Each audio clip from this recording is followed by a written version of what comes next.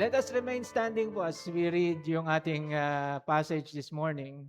Pag-aaralan po natin is Romans chapter 1 verses 2 to 5. And we'll talk about ano ba, what the gospel truly is. So let's read, no? Which he promised beforehand through his prophets in the Holy Scriptures concerning his Son, was born of the seed of David according to the flesh, who was designated as the Son of God in power, according to the Spirit of holiness by the resurrection from the dead, Jesus Christ our Lord, through whom we receive grace and apostleship for the obedience of faith among all the Gentiles for the sake of His name. Mga kapatid, this is the word of the Lord. Maaari na po kayo makaupo. So, good morning ulit. And Romans chapter 1 verses 2 to 5. So, kung meron man isang word na commonly used in Christian circles, most probably ito yung word na gospel. Makita natin ito sa mga worship songs, sa preachings. We print it sa mga mugs, sa shirts, sa banners. Minsan, ina-hashtag natin. Hashtag gospel at CoreCF. And we even name churches na may word na gospel. But although yung word na gospel is familiar sa atin, hindi ito nag-guarantee na naintindihan na natin ito. Minsan, yung familiarity ng word na ito can be dangerous kasi minsan yung mga most familiar words na alam natin, kadalasan, iyon yung least understood. May isang pastor, sabi niya, one of the most dangerous spiritual conditions is familiar ignorance. That is, to use the right words but attach the wrong meanings. And that is true, mga kapatid. No? Kasi if you will ask someone who claims to be a believer kung ano yung gospel, you may get answers like na ganito, ay, gospel, God loves you and have a wonderful plan for you. Ay, gospel, alam ko yan, Jesus died for you. Oh, gospel, alam ko yan, be a good person. Or go to church. Gospel, alam ko yan bro. Good news. Maybe some of those are partially right. And somehow, they are connected to the gospel, but yung mga definitions na iyon are incomplete. None of them fully define the gospel. And pag naintindihan natin yung gospel biblically, makikita natin that yung gospel, mga kapatid, is not just an advice for living or a guide for self-improvement. It is not even mainly an invitation. The gospel is something much bigger. And para kay Pablo, it is an announcement from God Himself. It is a declaration of what God has already accomplished in history through Jesus Christ. At because it is already has been done, it changes everything completely forever. Ginamit ni Pablo yung word na euangelion, which literally means God's good news. Ngayon, sa Greco-Roman world, yung euangelion is usually associated siya sa mga royal announcement ng mga hari. Meron bagong hari na nag-ascend sa throne. Oy, good news, euangelion. Nanalo yung king sa battle. Oy, good news, euangelion. Merong bagong decree yung king. Good news, kasi baka may ayuda. So when Paul used the same word, euangelion, yung kanyang mga readers would have immediately recognized it. And si Pablo was doing something bold here. He was essentially saying na yung good news ng hari is not the real good news. The true gospel is not about Caesar. The true gospel is about Christ. The true good news is hindi galing sa emperor. The true good news comes from God. The true good news comes from the King of Kings, and I am His slave, His messenger, na sinet apart ng Diyos to proclaim His gospel. Dito pa lang sa greetings ni Pablo, makita natin na jump pack na ito ng gospel truths. Yung greetings ni Pablo is makikita natin dito sa unang 7 verses ng Romans sa English translation natin, which actually in the original language is a long sentence.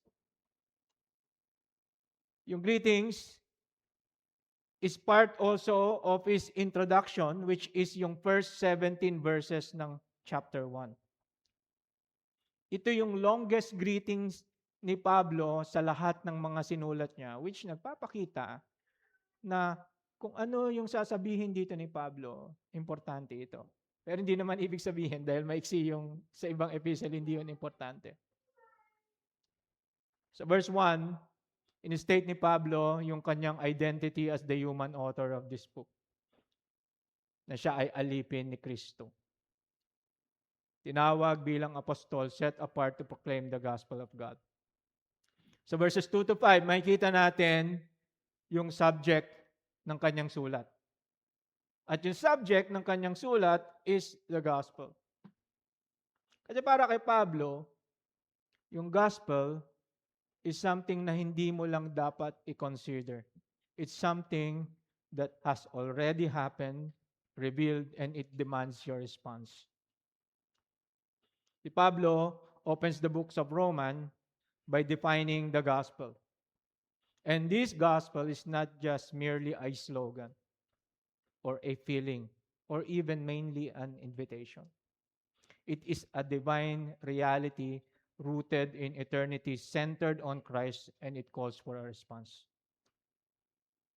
Dito makikita natin yung tatlong unshakable realities of the gospel.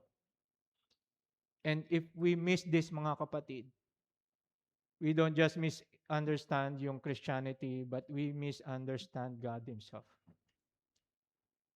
Romans 1 to 5 gives us a theological foundation for what the gospel truly is. Merong tatlong unshakable realities of the gospel na makikita natin dito. Una is that it is God's plan. Verse 2. So the gospel originates from God's eternal plan. Pangalawa, it's about God's Son, sa verses 3 to 4. So yung gospel centers on God's exalted Son. So verse 5, makikita naman natin that it calls for a response. So the gospel demands a response. At yung response is obedient faith. So tignan natin yung verse 2, it's God's plan, which He promised beforehand through His prophets in the Holy Scriptures. Sa end ng verse 1, sinabi ni Pablo that he has been set apart for the gospel of God. And dito sa verses 2 to 5, si Pablo, dinidefine niya yung gospel.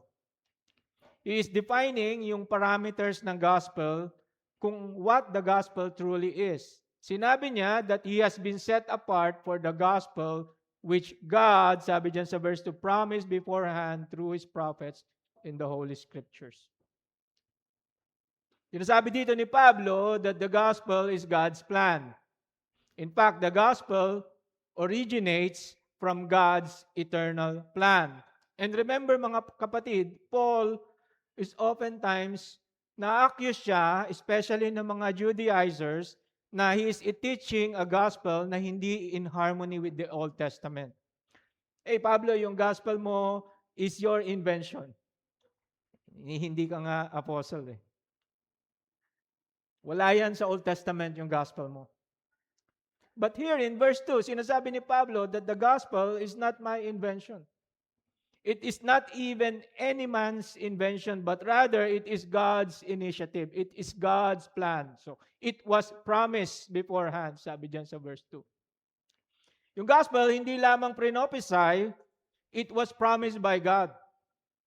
Sinasabi ng phrase na ito, na merong intentionality, na merong foresight, na merong divine planning. So the Father promised it.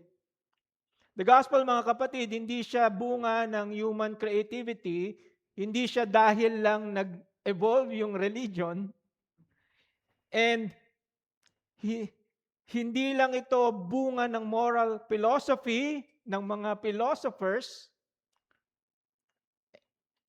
The gospel was promised by God. And yung idea ng action word na promise is that it was promised at one point in time.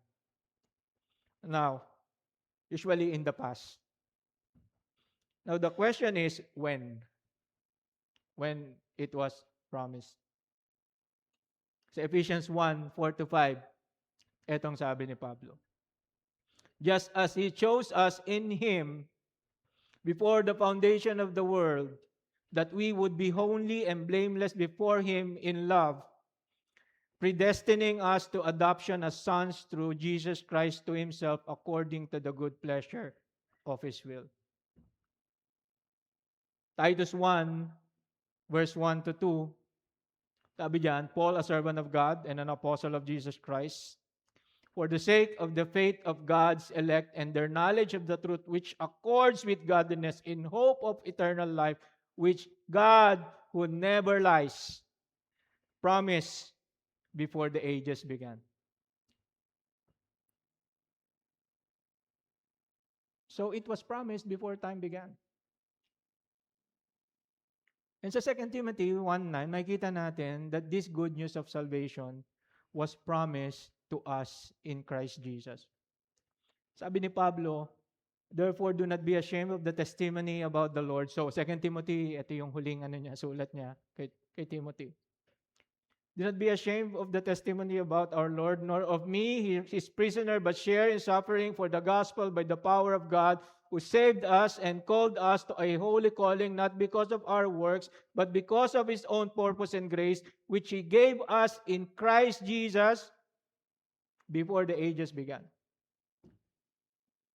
Mga kapatid, the gospel is God's eternal purpose unfolding in time na prinamis niya bago pa ang creation. Bago pa ang lahat-lahat. And this is crucial in our understanding of the gospel, mga kapatid, kasi ibig sabihin, bago pa nagkasala si Adam, before Israel was formed as a nation, bago binigay yung law kay Moses, God has a redemptive plan in place. No? Sinasabi dito ni Pablo that the gospel, hindi siya bagong idea, hindi siya plan B kasi nag-fail yung Israel or parang divine emergency response ng Diyos, no? Na nagda-damage control na lang siya. Mga kapatid, the gospel, hindi siya plan B, hindi siya afterthought. It was promised even before creation. Kung minsan kasi we have this idea, okay, Old Testament, nagbigay ang Diyos ng command. Then humans failed. Kumamot ng sa ulo ang Diyos. And then, okay, New Testament, new plan, Jesus. Sa umpisa pa lang ng definition ni Pablo ng gospel dito sa Romans, he is completely destroying that idea. Para kay Pablo, hindi inimbento ang gospel ni Matthew, ni Mark, ni Luke, at saka ni John. Mas lalo na hindi inimbento ni Pablo, even though yung mga biblical scholars, naniniwala sila na mas naunang nagsulat si Pablo sa mga gospel writers. The gospel originates from God's eternal plan. God is not reacting to human failure, no? In a sense na nung nagkasala si Adan at si Eva, kumamot siya sa ulo, sabi niya, oh crap, anong gagawin ko na ngayon? Ang Panginoon, through His Word, is revealing to us kung ano yung plinano niya all along. In essence, sinasabi ng Lord sa atin, I already knew this would happen and I already have a solution. I already have a plan. Mga kapatid, yung first gospel preacher, alam niyo ba kung sino? Is yung Diyos. And yung first time that the gospel was promised in the Old Testament was in the context of a curse. When God cursed the serpent in Genesis 3:15, He also proclaimed the gospel. Tawag doon ng mga theologians yung proto-evangelion.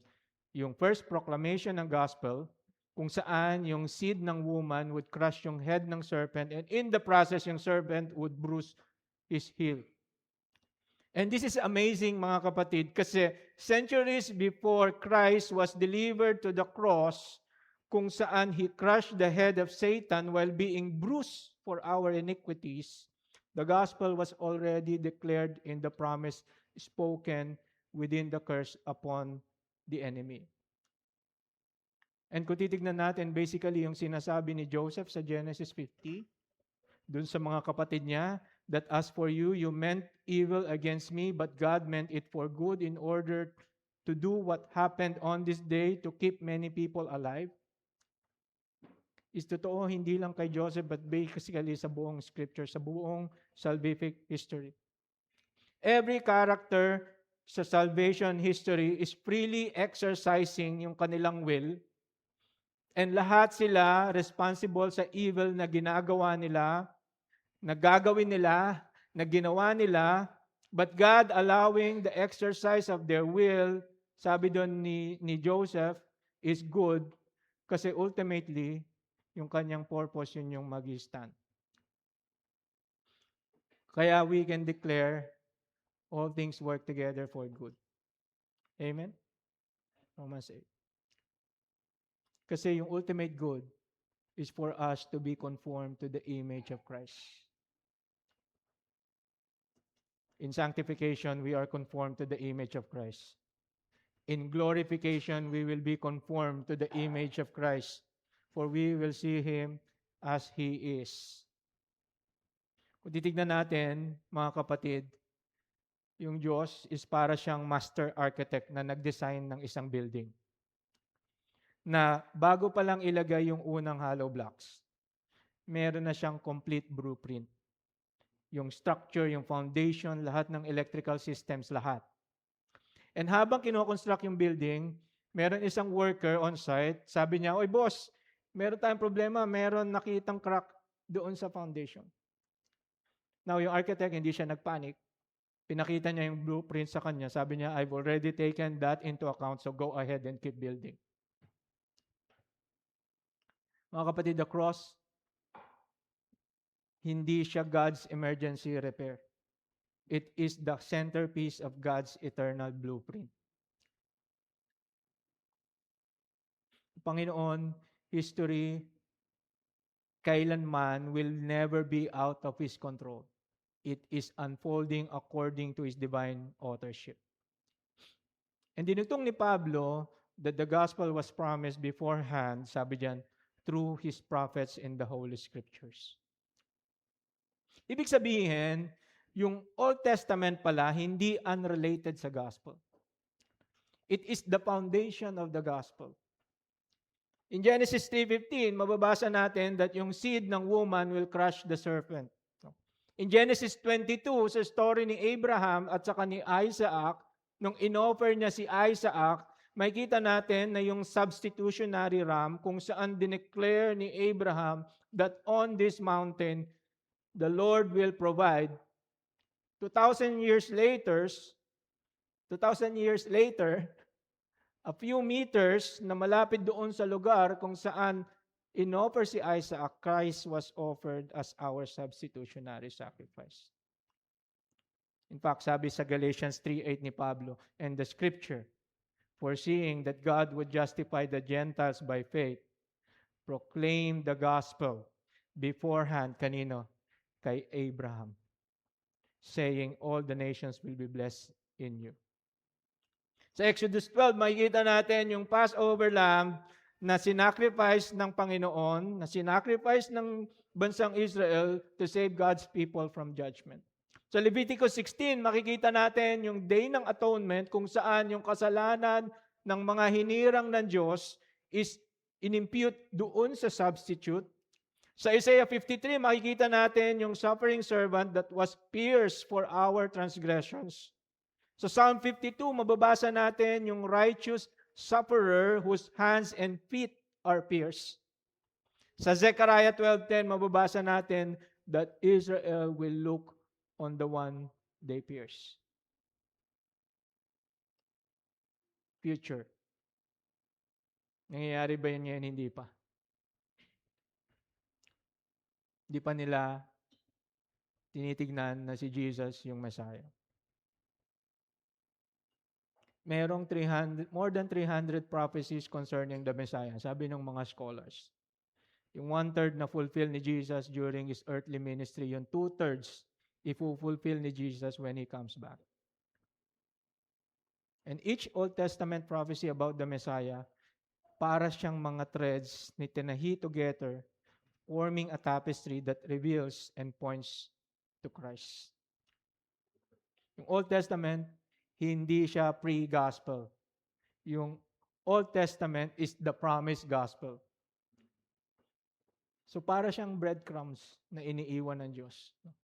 Nuhulog niya. Yung Old Testament leads us forward step by step.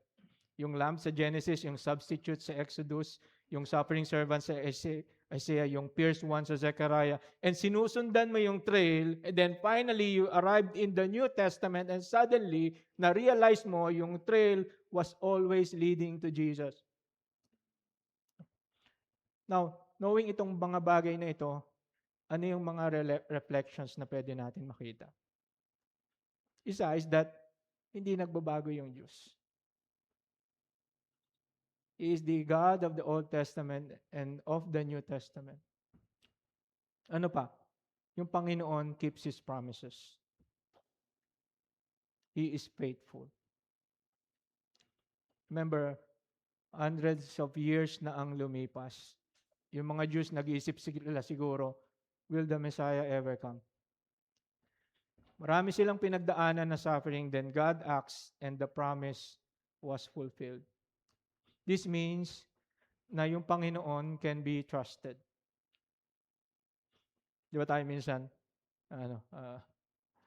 nangangako tayo sa mga misis natin, mga husbands. Minsan di natin ginagawa. Pero yung Panginoon, yung pangako niya, tutuparin niya kasi He is faithful sa kanyang pangako.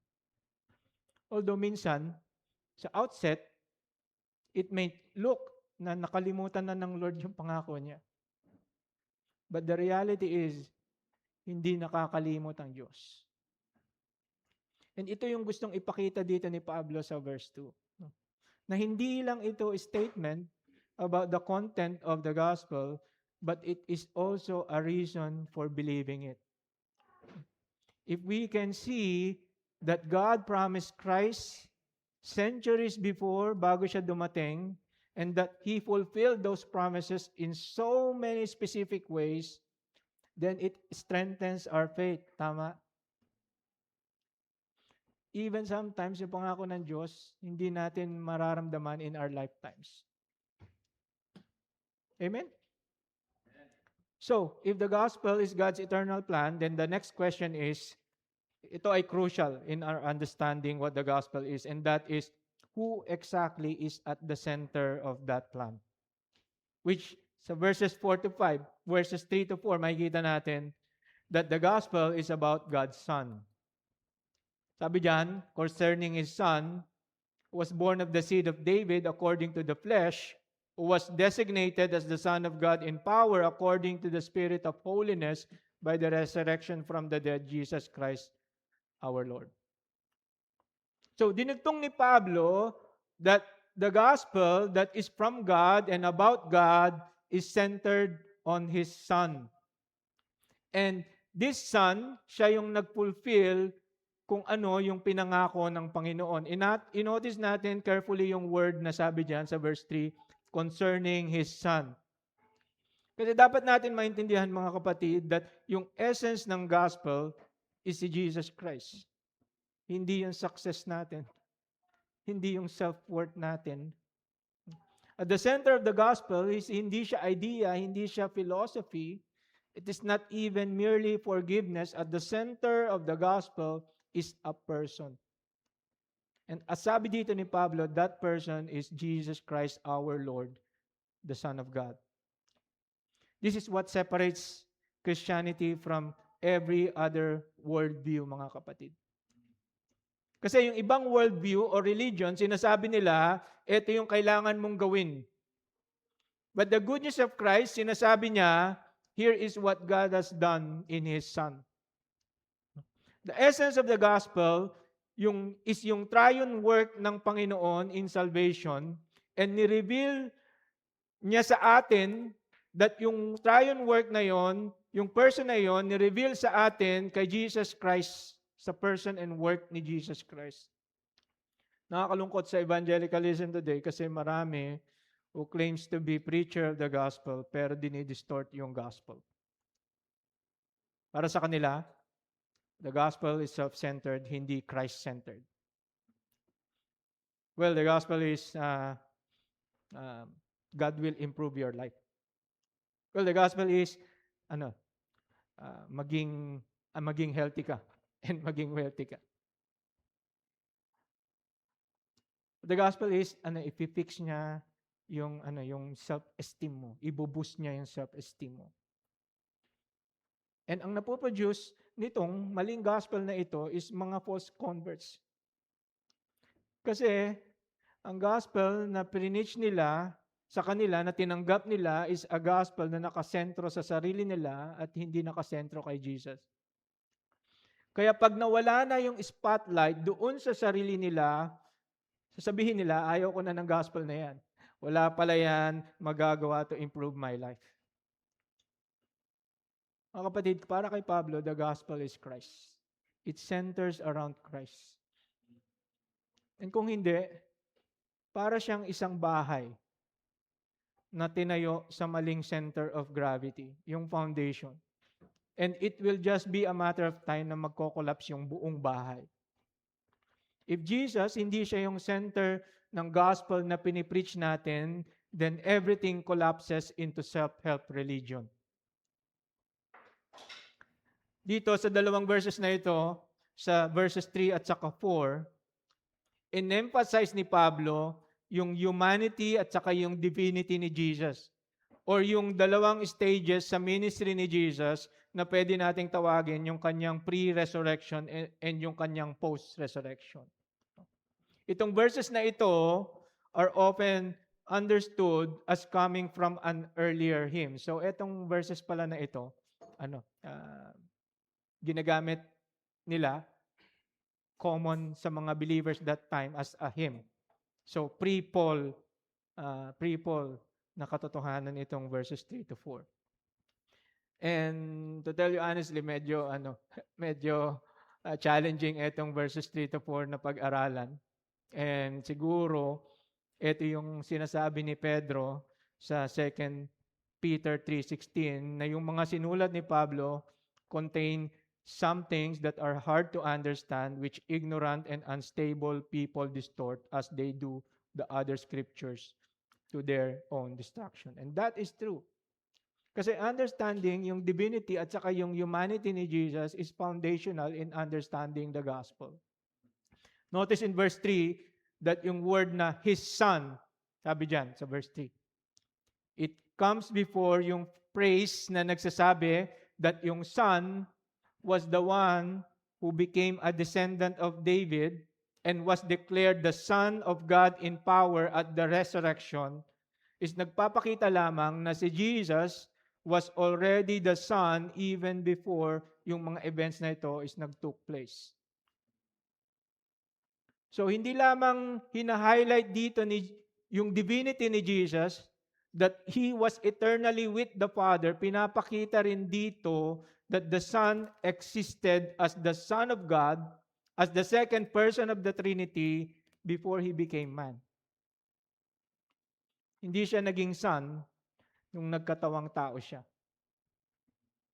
Jesus is the Son who already existed before all things, the one the Father sent into the world. Sabi ni Pablo sa Romans 8:3.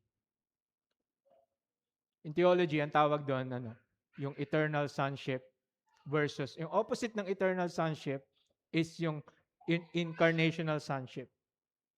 Pagkakaiba nila is that yung eternal sonship, si Jesus, is the second person of the Trinity as the Son, eternally existing with the Father nung start pa lang. Yung isa is sinasabi niya na si Jesus naging Son during His incarnation.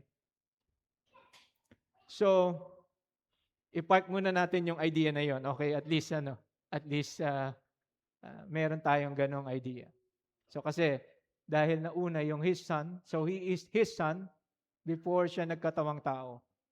And before He became Son of God in power, He was designated as the Son of God in power. So dagdag ni Pablo, sabi diyan, who was born of the seed of David according to the flesh. So, etong divine Son was born of a descendant of David according to the flesh. And eto mga kapatid, it affirms yung incarnation na nagpapakita na si Jesus entered real human history. So hindi lang siya myth or legend. Di ba alam natin na si maganda at saka si malakas? Legend. Pero si Jesus, sinasabi dito ni Pablo, ina-affirm niya that He entered real human history. So hindi siya legend, hindi siya myth, hindi siya apparition, hindi lang siya spiritual symbol. Jesus is fully human. He was born. In fact, yung mga Romans and Jewish historians, sinasabi nila that Christ was born under the Roman rule, under the Roman occupation, and He was crucified by the Romans. Sabi ni Tacitus sa ni Josephus. So He entered our world in real human history. Kaya meron siyang genealogy. He was raised in Nazareth. Naramdaman niya yung gutom, na uhaw, na pagod, at siya ay napaka-human enough na namatay din siya. Sabi ng Hebrews 4, verse 15, that Jesus was tempted in every way, tulad natin, yet without sin. That is why Christ can sympathize with us in our weakness. Yung mission that Jesus came to accomplish required more than just appearing. It required to truly take on human nature. Yung kanyang 100% na divinity, dinagdagan niya ng 100% na humanity.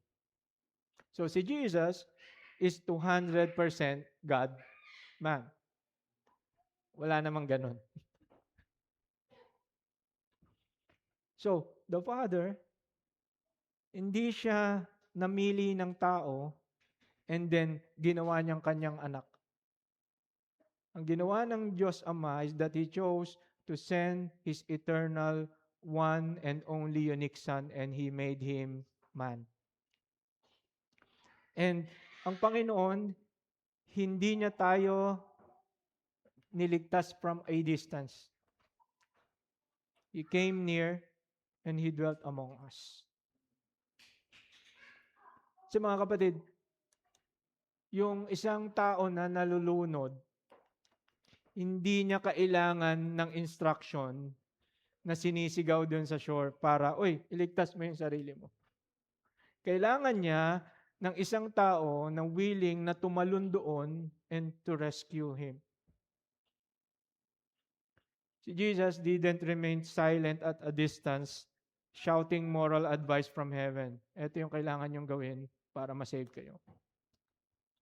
The divine Son stepped into humanity, entered the depths of human suffering by dying on the cross in our place. Ayun yung wonder ng gospel. Makita din natin dito that this God-man was born in the line of King David. Now, ang tanong, bakit nagmamatter yon? Bakit kailangan na part ng gospel na si Jesus, yung Messiah, is nasa line ni David? Bakit siya good news? Kasi lahat ng pangako ng Diyos sa Old Testament, nakatali dito. No? Pinangako ng Diyos kay David sa 2 Timothy 7 that one day a king, 2 Samuel 7, that one day a king would come. And eto ang Messiah, eto yung anointed one who would come from David's line. And this king would do what no other king can do.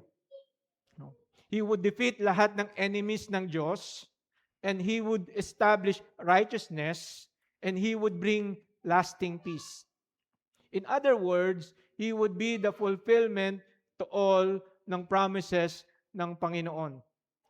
Pakinggan natin kung paano dinescribe ng mga prophets yung Messiah. Sabi sa Jeremiah 23:5-6, ito yung sabi ni Yahweh. The days are coming when I will raise up to David a righteous branch, a king who will reign wisely and do what is just and right in the land. Sa Isaiah 1:10, sabi ni Isaiah, "In the day the root of Jesse will stand as a banner for the peoples. The nations will rally to him, and his resting place will be glorious." And hindi ito small time na pangako, mga kapatid. Itong pangakong ito, we're pointing forward a global king, a righteous king, a saving king. And yung reign niya will be eternal peace sa Israel. And we're looking sa Israel ngayon. And sasabihin natin, meron na bang peace? Wala pa. Now, the gospel says, no, na that king has come.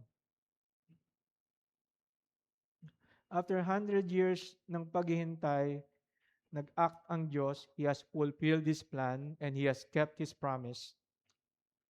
At ang sabi ni Isaiah, no, there will come a time that the government will be on His shoulders, and of the increase of His government and peace, there will be no end.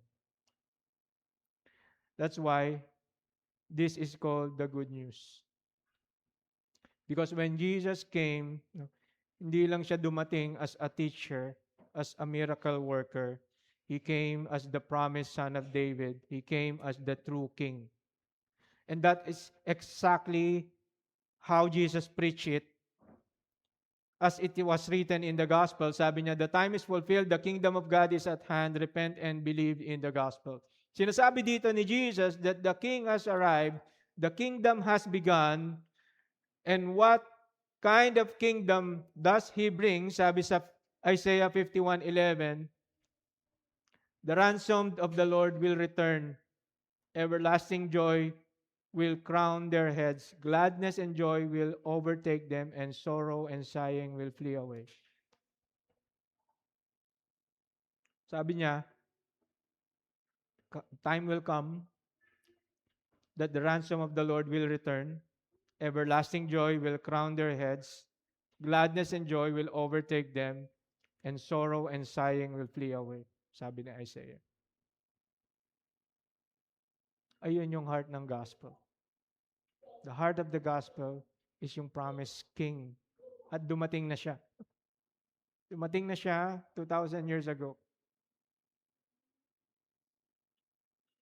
Kasi minsan, di ba, nagre-reklamo tayo sa gobyerno.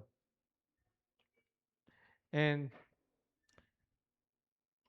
sabi natin, mahal ang bilihin, may gera na naman, di naman natin nararamdaman yung gobyerno. Pero nakalimutan natin, all human kings will fail. Kahit na sino pa yung iupo natin na hari, kahit na sino pa yung iupo natin na presidente, wala silang ipangako, wala silang ipinangako at wala silang ipapangako na magkakaroon tayo ng everlasting na kaginhawahan. Ang kaya lang nilang gawin is damage control. Pero meron isang king na babalik and magte-take away ng lahat ng ating sorrow, ng lahat ng ating pains, and pag dumating na siya, there will be everlasting gladness and joy. Huwag natin yung kalimutan. Kasi we are just pilgrims here. Dumadaan lang tayo. We are still waiting for the King who will establish His kingdom, yung kanyang eternal reign. Now, dito sa verse 4, kinontinue ni Pablo na itong Davidic king na ito, sabi dyan, was designated as the Son of God in power according to the Spirit of holiness by the resurrection from the dead, Jesus Christ our Lord. So, meron isang theologian ang sabi niya that si Pablo in verse 4 adds something that is both devastating and exhilarating at the same time. Ngayon, bakit siya devastating? Sabi ng theologian na yun. Kasi for most Jewish people, nung time ni Pablo, ang ini-expect nila na Messiah, yung Messiah would come in strength and in glory. So, i-overthrow niya yung mga oppressive rulers, especially yung Rome. He will establish an earthly kingdom sa Jerusalem and he would live forever triumphant with his people. And yung sinasabi ni Pablo dito sa verse 4, it's somewhat shocking para sa kanila. Kasi yung Son of God died. He died. Para sa mga naniniwala that Jesus was the Messiah, this would be devastating. Kasi Messiahs don't die. They conquer, they rule, they live. They don't get arrested, beaten, mocked, crucified, leaving yung kanilang mga followers na scattered, na confused. Kaya yung nag-uusap yung dalawang disciples, remember sa Luke 24, dun sa road to Emmaus, anong sabi nung dalawa? We were hoping that it was He, si Jesus, na na-crucified three days ago, who was going to redeem Israel. At anong nangyari dun sa road to Emmaus? Biglang dumating si Jesus. At in-explain niya, simula kay Moses, no? Simula sa Old Testament. No. They were devastated. Christ died. The Son of God died. Nag-collapse yung kanilang hope. But si Pablo, hindi sila iniwan doon. So, he immediately moves from devastation to triumph. Sinabi niya that this same Jesus, this crucified Messiah, was raised from the dead. And para kay Pablo, yung resurrection, hindi siya side note. Ito yung very heart ng gospel ng Diyos. He then highlights, mga maraming bagay dalawang bagay about the resurrection. Sabi niya diyan, it happened according to the Spirit of holiness. So, anong ibig sabihin nito? According to the Spirit of holiness. And it is clear sa praise that the Holy Spirit of God Himself raised Jesus from the dead. Kasi sa Romans 8:11, sabi ni Pablo that the Spirit who raised Jesus will also give life to our mortal bodies. So, the same divine Spirit who brings resurrection life kay Jesus is the Spirit who now lives in believers. So, yung resurrection, hindi siya random, hindi siya accidental, kundi isa siyang personal, powerful work ng Holy Spirit. Also, notice natin that although parang unusual yung wording na Spirit of Holiness, actually, ang ginagawa, this is intentional. Kasi given naman that yung Holy Spirit, yung Spirit, di ba, is holy. Kaya nga, Holy Spirit. No. And itong phrase na ito, ang problema, ang challenge dito is yung Spirit of Holiness is isang beses lang ginamit ni Pablo, dito lang niya to ginamit. So, ang problema natin doon sa interpretation is wala tayong ibang mapag-reference kung paano ito i-interpret. But ito yung pwedeng possible na interpretation, na explanation. Sa ancient world, dealing with death was considered na unclean territory. So, death was defiling, and it was associated with impurity, with darkness, with what is cut off from life. That is why yung Israel was warned against yung sorcery, divination, and communicating with the dead. Katulad sa 1 Samuel 28, dun sa account ni Saul at saka yung winch of Endor. So, communicating with the dead was forbidden ground. So, imagine how shocking it would be to say that a man who was executed, buried, and truly dead has now been raised. Talaga? So, isipin nyo na idea yung parang zombie or Frankenstein.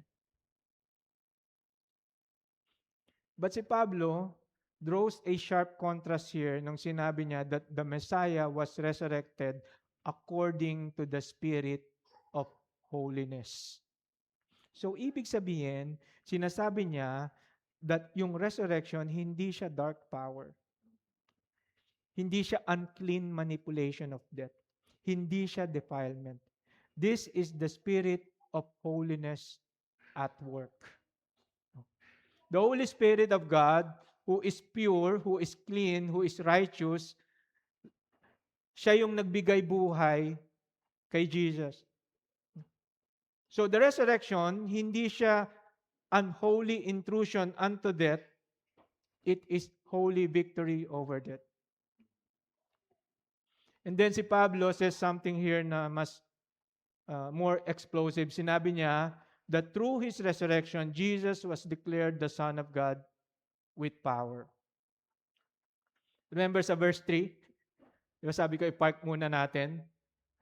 Jesus is the Son of God. But here, in relation to His resurrection, Jesus was declared the Son of God with power. Yung key phrase dyan is yung idea ng with power. And clear dito si Pablo na hindi niya sinasabi na si Jesus became the Son of God only after resurrection. No. He already was the Son of God. He was the Son of God in humility. He was the Son of God in suffering. He was the Son of God in flesh. But now, something has changed in His mode of sonship. He is revealed, installed, and declared as the Son of God in power.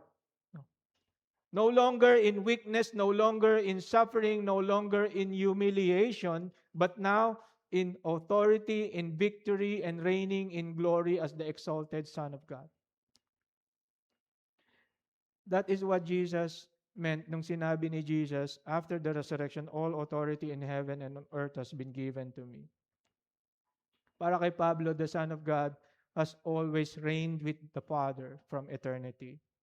But through His incarnation and saving work, He was appointed at the resurrection as the Son of God in power, na ngayon, revealed to us as both fully God and fully man. Walang ganoong position si Jesus as the Son of God nung hindi pa siya nagkatawang tao and na-resurrect. Yes, He is 100% divine as a Son of God before. But because of His resurrection, He is the Son of God in power as both 100% God and 100% man.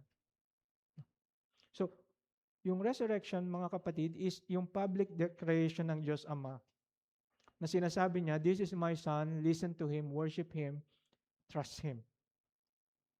So, the gospel originates from God sa verse 2. It centers on Christ sa verses 3 to 4. Now, sa verse 5, sabi diyan, it demands a response. Sabi diyan, through whom we receive grace and apostleship for the obedience of faith among all the Gentiles for the sake of His name. So, maraming mga elements na makikita natin dito with regards to the gospel, mga kapatid. Makikita natin na yung scope ng gospel is para sa lahat ng nations. No? Sabi ni Pablo, for the obedience of faith among all the Gentiles. Makikita din natin na yung goal ng gospel is honor ni Jesus. No? Yung glory ni Jesus. Sabi diyan, yung obedience of faith among all the Gentiles for the sake of His name. But I want us to focus on the demand of the gospel, which is that it calls for a response of obedient faith. Sabi diyan ni Pablo, yung phrase na obedience of faith.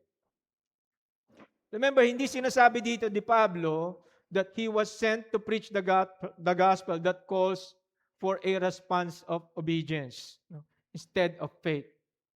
Or a gospel that calls for a response of faith plus obedience.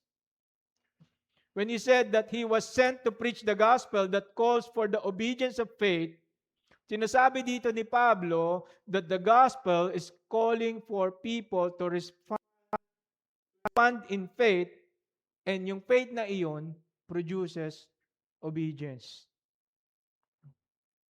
So obedience, siya yung necessary result ng faith. So para kay Pablo, faith and obedience, hindi siya separate, and ang pananampalataya na hindi nagre-result sa obedience is a dead faith. A faith that does not obey, hindi siya biblical na pananampalataya. Mga kapatid, biblical faith, hindi lang siya merely intellectual agreement.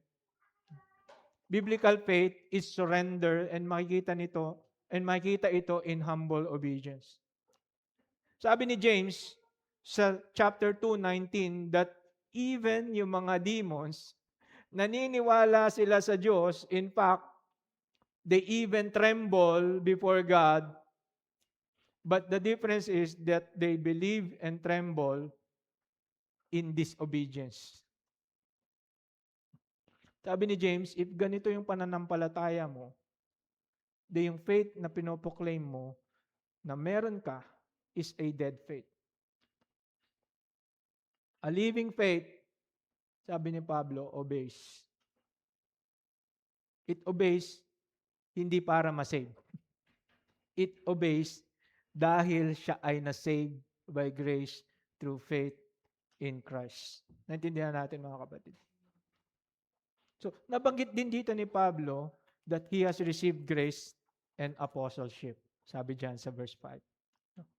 And eto, dinidefine niya not just something na ginawa and binistow ng Panginoon, but also it defines yung mission ni Pablo. Para kay Pablo, grace produces mission. So, God saves people and then He sends people.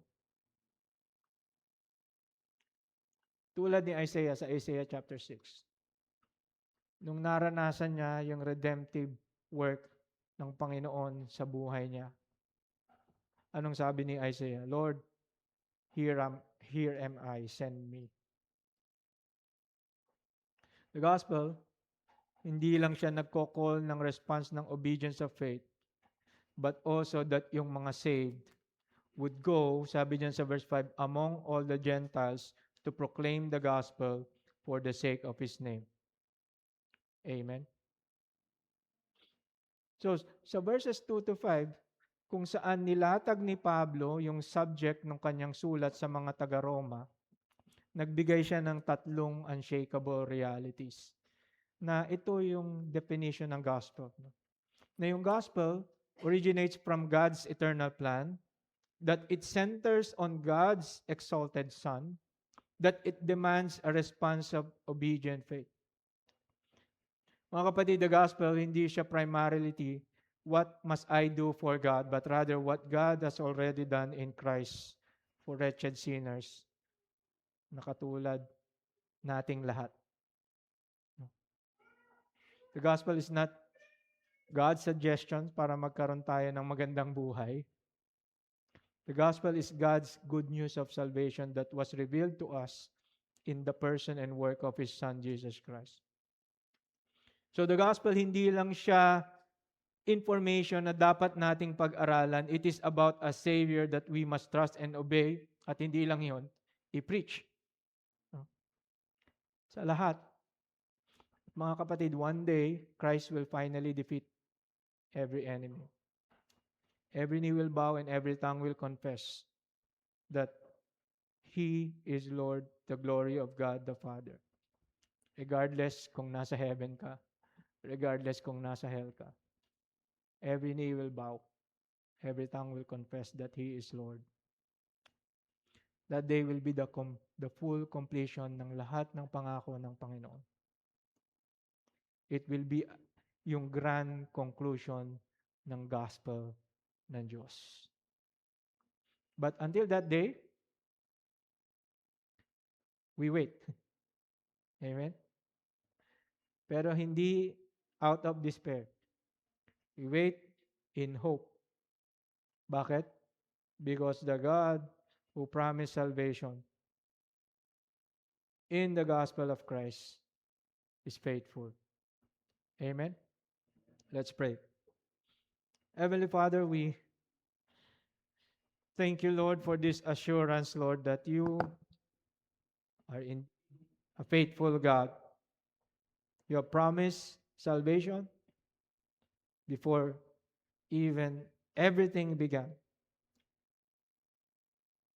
And yung promise na iyon, pinakita mo, ni-reveal mo sa amin nung sinend mo yung iyong bugtong na anak to die on the cross for the forgiveness of our sins. And hindi lamang yon, Panginoon. You have resurrected him. The power of the triune God at work in resurrection.